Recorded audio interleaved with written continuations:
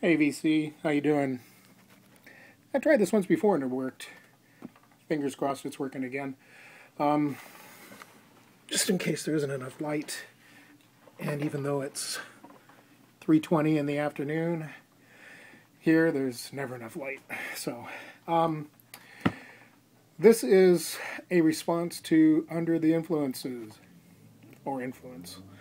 Uh, Great idea. I completely forgot about entering sooner, which makes me feel bad. So, here we go. Raul, it's good to always good to watch your posts, and especially on Facebook, having you chime in and stuff. And always fun to watch your posts, like I said, but your Facebook posts as well. Interesting to have you chime in and things, and show them what you're listening to and everything. So, congratulations on your subscriptions as well. That's great, and I'm glad you're having so much fun, doing this. Because that's kind of what it's all about. So, I apologize for waiting until the last minute, but I always do that. So, check the date on any contest entry that I've done, and it's the day that it's due. Anyway, first there's I thought, there's so many and I can't find them. I don't know where nothing is really as organized as it should be, and I'm thinking of one thing in particular and I can't find it, and so I'm going to start off with the one thing that I can't show right now because I can't find it for some reason. It's here.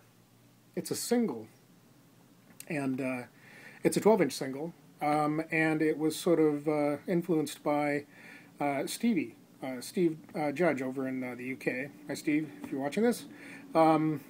He was showing some Skull Disco 12 inches. There's a series of them. I think they go up to 10 volumes of 10.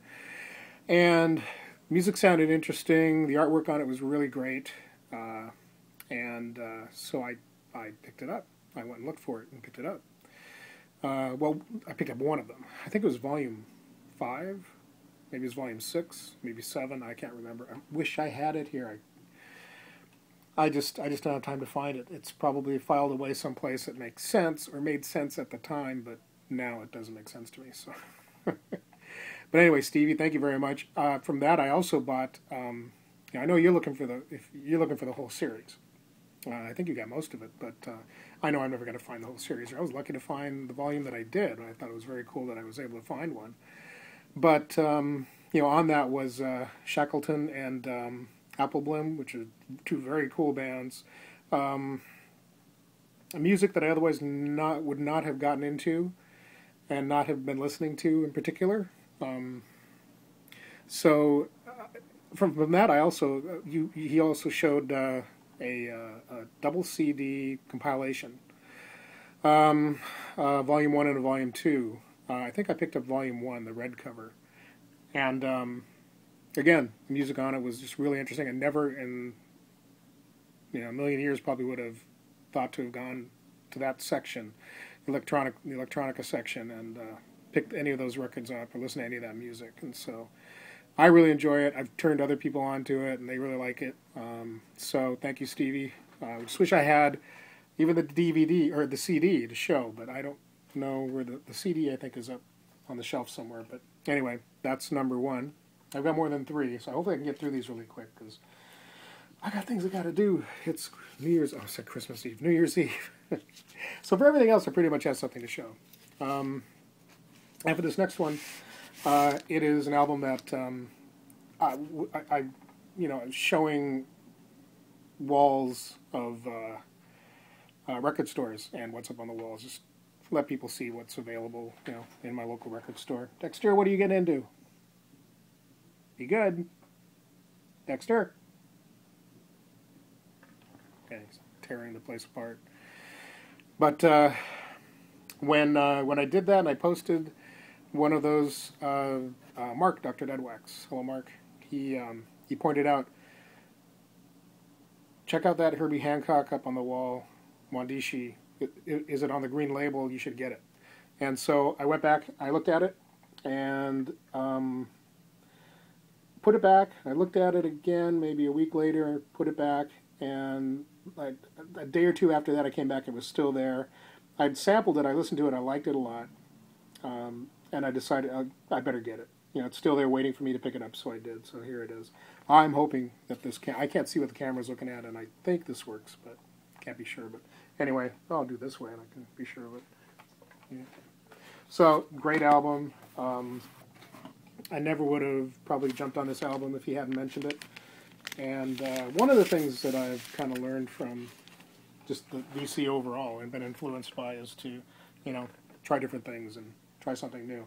Something that, yeah, which I do, and I've gotten into a lot of music over the years that way, but there is a whole galaxy of music, you know, universe of music that just would have otherwise gone by me if I hadn't run into the VC and been sort of shown, you know, or talked about, you know, this is great, you got to listen to it, and you know, so, you know, always being influenced by VC members, and this particular member, and there you go, there he is. What are you gonna do? You know, you're stuck behind the records. Then you're gonna knock him over. Good job. All right, Dexter. Yes. Good job. What are you gonna do? Come here. This is what you're gonna do. You're gonna come here. You're gonna be in another video. This guy has influenced me a little too much. Be good. Okay? Stay off of the records. Right, now, this way. Hit the floor. There you go. Kaplunk. 2 legs and 4 legs. You okay? Alright, I'll get you dinner pretty soon. David. Nectar. Yes. And I had heard, kind of heard of Nectar before, and I'd seen a lot of their records here and there, and I just never given them a chance. But he found an extra copy of this, pointed it out in one of his recent finds, and he said, you know, I've already got a couple copies of this, and you know, I just, you know, I think it was like a Goodwill find, and he said he just couldn't pass it up, and so I said, oh, I don't have a copy, you know, and he couldn't get it in the mail fast enough to me, and got it to me, and which is great. I really enjoyed it, and because of that, the other day I just happened to find this, which is the U.S. pressing of A Tab in the Ocean on Passport Records. What's nice is it's a nice promo copy, gold foil stamp, and it has the sticker on here that says, the legendary LP never before released in the U.S., Nectar, A Tab in the Ocean. So I think it's still, yeah, it's got the insert here with the photo of the band and the lyrics and Passport. So looking forward to giving this a listen to. Love to find an import of it, but I'm very happy to have a U.S. pressing. It's very nice. Let's see. This belongs with this. Yep, it does. So, David, thank you very much. And let's see. My local friend here, Marsh, he doesn't post on YouTube yet. I keep saying that and hoping that he will. But ever since I've known him, he posts on Facebook. Ever since I've known him, he's been a huge fan of Dexter. Once was enough. You cannot destroy the place every time you want to come up here. No. Okay. Go. You get just, oh, for crying out loud. Here, let me help you. Because you can't be up here yet. That's why. Come on. Be a good boy. I know, it's almost dinner time. I know. Sorry about that. Dexter. Anyway, Marsh. He has been a fan of The Damned forever and ever and ever and ever and ever. And he finally got me to start buying the Damned albums. And this one in particular, their first album, this is not an original. It's on Frontier Records, but what's cool about it is it's on transparent yellow vinyl. Very cool. Still a great album. Doesn't really change the music any. And it has me kind of interested in picking up or looking for eventually an original first issue UK of this particular album, since it's their first album. Why I never got into The Damned way back when, I don't know. I remember hearing about them, but my musical tastes were going all kinds of different directions back in the late 70s, early 80s. And The Damned are one of those bands that just went by me. So, let's see. Well, I can pick out a number of people who have sort of influenced me in terms of German electronic music, krautrock, which is or isn't the greatest term to use. I don't know. I guess it's acceptable, but it seems kind of, I don't know, a little offensive, but it seems to be what everybody calls it, so I don't know. I'm just trying to be, you know, well, maybe oversensitive to it, but, so, you know, I cite Derek for showing a lot of his music, of the German electronic music. I've even watched on YouTube. There's a couple of good documentaries on the topic.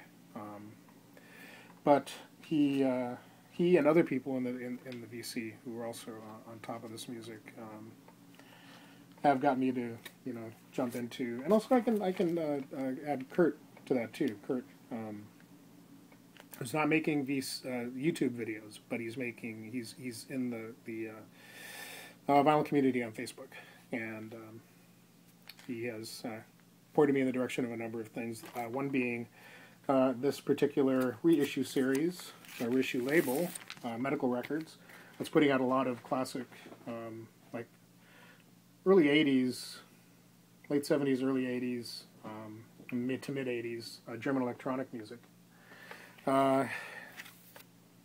This is Der Plan. Both of these, I think that's their first album, this is their second album, but you know, a number of people in the VC have sort of tipped me off to, you know, just by watching their videos, you know, this is great, that's great, and giving it a listen, and you know, giving things I otherwise normally wouldn't give a chance, and I'm finding out that I really like it, and I'm interested. I think I'm more interested in that a lot of this music was going on, like Kurt's educating me in a lot of really early electronic music. Things that were going on back in the 60s, 70s, 50s, for crying out loud, things are being done. And a number of other people have also mentioned that as well, which is really interesting. I just didn't think that kind of music was even being attempted at this time. But, so, you know, that's some good influence there. Another one along the same line is, well, this is an example of those two things happening at once. You see the tail going, and it's like a shark floating around here.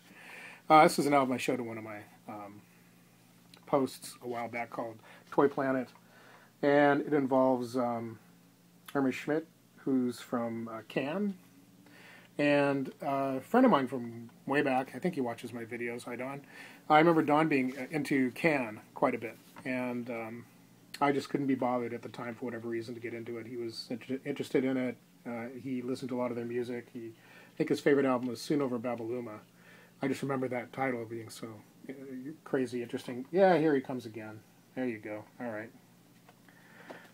One more time, huh? Gonna make a mess of things? Careful. Don't get in trouble. You see, you don't know where to go. And I gotta rescue you. There you go. So, Toy Planet. This is a combination of reading the back of it and seeing that someone from Cannes was involved in it, and also just from the album cover, it just looked intriguing. And I wanted to pick it up and find out more about it, and you know, just check it out and see what it was all about. So this is really, I just remember, I haven't heard this for a while. I just remember side 2 starts out, you know, everything's great. Side 1's great. It's either the end of side 1 or the beginning of side 2. I think it's the beginning of side 2, the first track. It's this, I don't know, it sounds like either a German or maybe a Yugoslavian, you know, ethnic folk song or something. It's just doesn't fit the rest of what's going on in the album. I don't understand it. It's sort of a little bit jarring, a little bit odd. But this is the last one I'm going to talk about. I just picked this up, in fact. Have not listened to it yet, but I've heard a lot of the music, and a number, you know, I can credit a number of people in the VC. I've heard of Sun Ra on my own, but I never really delved into him that much. And finally, I found an original Sun Ra album that was priced affordably. Sound of Joy, Sun Ra and the Orchestra. I think this is from '68. Not sure. But anyway, it's a little, ring-worn. And I didn't pay $2.50 for it. That was another one. But it is on the Delmark label. I'm getting the impression that is the original, and it has the original dead wax information in it. I was reading up on it at the grocery store, at the record store. What's the difference? Groceries, records. Reading it up at the record store about this album, and it talks specifically about some dead wax information on it to tell if it's an original and whatnot. And this matches being an original, so I was happy to pick that up. I'm looking forward to give this a listen to. So, there are a lot of other influences as well. I was familiar with Pat Metheny from my old boss of mine from years ago. Got me into Pat Metheny, but I never really made the connection between him and some other jazz artists and the ECM label. But from watching people on YouTube posts talking about the ECM labels, the ECM label itself, and just this wide variety of music that they put out in terms of jazz. And now I've become kind of an ECM collector, and I haven't run into an ECM album that I disliked yet. Some that I like more than others, but I don't have them all out. I don't have all of them yet either. So that's going to be an ongoing project to find more and more of those. So anyway, those are the influences that have hit me the most. But overall, it's this, try something different. Give something a shot that you otherwise normally wouldn't. And most of the times I'm surprised and happy to find out that, I like what I hear, and it's interesting. And then it moves you on to something else, moves you on to something else, and moves you on to something else. So anyway, Dexter, I know it's time to eat. Time for me to go to the grocery store, actually. Oh, there you are. So anyway, come on up. You can sign off with me. Oh, gosh. Anyway, again, congratulations for the 200 subscriptions. Good idea for a topic to do a post on, which turned out to be a longer post than I expected it to be. What do you think? Yes. Now, this is the awkward part where I reach over and I turn off the recording because I'm doing this with my iPhone. And I'm probably going to have to fiddle around with things and do all kinds of stuff. I can actually turn it around here and show you some of my... Here. That's something I just picked up. I was influenced by my sister on the Beatles. And, I just got that. Got that yesterday. It's very good. Oh, there's that. And, see, it's too dark to see that. Let's bring this out into light a little bit more. I think I showed this. I showed this on Facebook. Thelonious Monk's Dream, which is his first. Dexter, no. Oh, don't do that. That's his first album on. Oh my gosh, what label? Columbia Records. So it's a white label promo, mono, which is quite nice. And so that's that. Dexter, I'm not going to show you my messy desk. It's a disaster area. All my Beatles stuff. Beach Boys, singles. Okay, enough. Stop it. I have 20 minutes. People are bored. Bye-bye. Congratulations, Raul. Bye. There's something for Rob. Rob, if you're watching, what do you think of that? Promo.